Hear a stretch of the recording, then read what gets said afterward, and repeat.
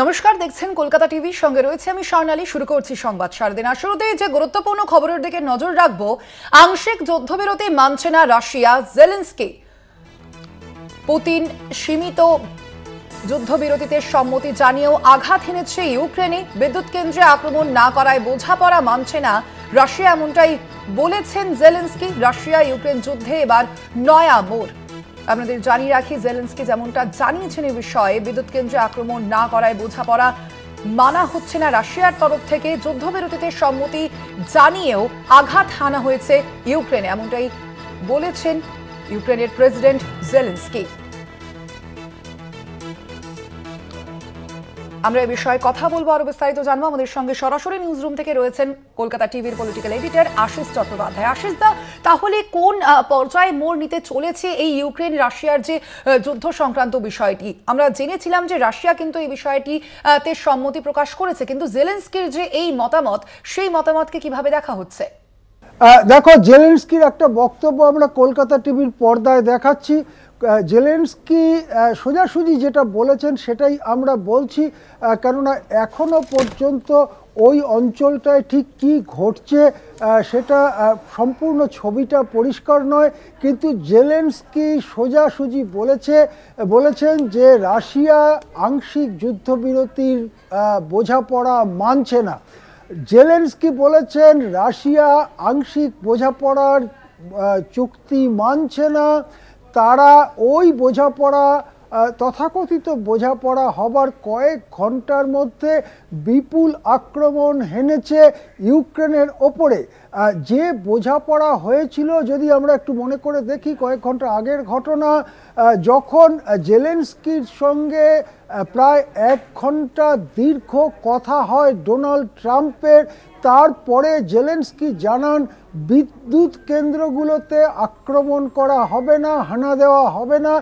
এই বোঝাপড়ায়, অর্থাৎ পুতিন এবং ট্রাম্পের এই বোঝাপড়ায় জেলেনস্কিও একমত। এটা কে জানিয়েছিলেন? খোদ জেলেনস্কি জানিয়েছিলেন। এইটা আজকে ভোর রাতের দিকের ঘটনা। তারপরে এখন যে খবর আসছে তাতে জেলেনস্কি দাবি করছেন যে রাশিয়ার পক্ষ থেকে বড়সড় আক্রমণ চালানো হয়েছে ইউক্রেনের ওপরে। এখন প্রশ্ন হচ্ছে যে ইউক্রেনের ওপরে সব আক্রমণ বন্ধ করার তো কোনো বোঝাপড়া হয়নি, বা যুদ্ধ বন্ধের জন্য তো কোনো বোঝাপড়া এখনো পর্যন্ত হয়নি, সেটা এখনো অধরা।